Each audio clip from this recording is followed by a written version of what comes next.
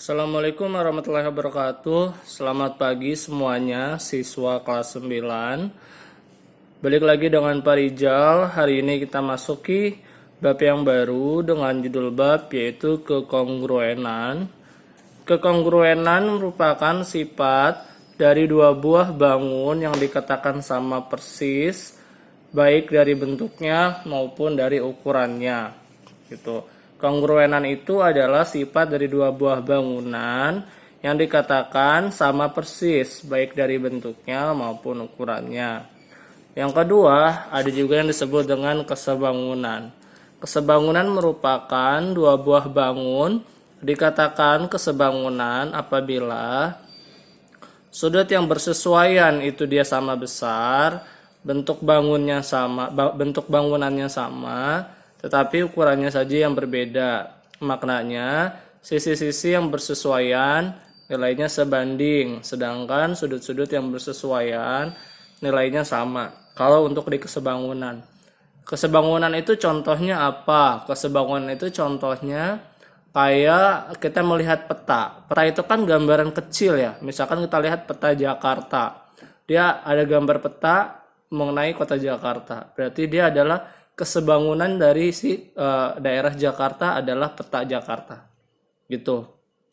Bisa juga dikatakan sebagai miniatur. Misalkan kita ke Monas, kita melihat gedungnya yang besar, terus kita mau melihat bentuk-bentuk yang kecilnya, bagaimana bentukannya dalam ukuran yang lebih kecil, itu bisa kita lihat miniaturnya. Maka Monas asli dan Monas kecilnya itu dikatakan saling kesebangunan. Dia ada skalanya tapi dia lebih kecil. Sementara kalau dia kekongruenan itu semisal yang ukurannya sama persis, botol aqua dengan botol aqua yang dua buah botol aqua, ukurannya kan sama tuh, bentuknya sama, maka bangunan itu dikatakan sebagai bangunan yang kongruen. Contoh lagi yang kongruen adalah misalkan kotak tisu Paseo dengan kotak tisu Paseo yang lain, dia juga dikatakan sebagai bangunan yang kongruen karena dia sama persis. Materi yang ketiga, bangun-bangun datar yang pasti sebangun ada 3 jenis. Yang pertama adalah persegi, yang kedua adalah segitiga sama sisi, yang ketiga adalah lingkaran. Gitu. Jadi bangun-bangunan ini adalah bangun-bangun datar yang pasti dikatakan sebagai bangunan datar yang saling sebangun. Contoh. Kita masuk ke soal contoh mengenai kesebangunan dan kekongruenan. Yang pertama, sebutkan segitiga yang kongruen dari gambar di samping ini. Kongruen tadi artinya sama persis. Kalau kita melihat gambar di samping, gambar ini adalah gambar persegi panjang yang di bawahnya terdapat segitiga. Maka untuk mencari segitiga mana saja yang kongruen, jawabannya bisa kita jawab segitiga AOD itu lambangnya seperti air ya. Lambang yang seperti air ini dikatakan sebagai lambang kongruen. AOD dia kongruen dengan BOC. Jadi yang saling hadap menghadap itu besarnya sama. Kemudian segitiga AOB itu kongruen dengan segitiga DOC, atas sama bawah.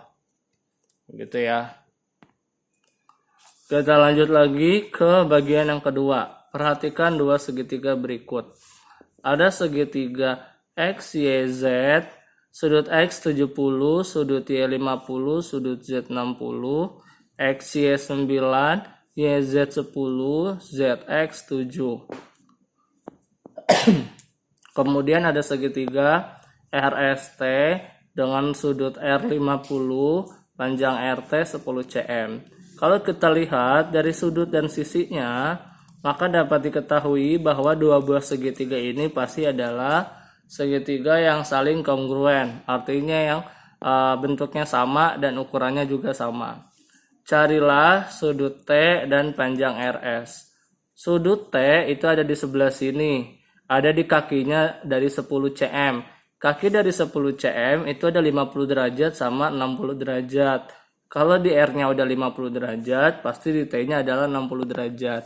Maka cara menjawabnya, sudut di sebelah T itu itu sama dengan sudut di sebelah Z, sehingga sudut T nilainya juga 60 derajat. Kemudian panjang RS. Panjang RS nanti panjangnya bakal sama dengan panjangnya XY. Gitu, maka panjang RX-nya itu dikatakan sebagai 9 cm juga.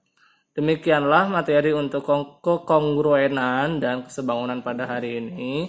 Sampai ketemu lagi di pertemuan berikutnya. Bapak akhiri. Assalamualaikum warahmatullahi wabarakatuh. Jangan lupa kamu ulang dan kamu catat di buku pelajaran kamu.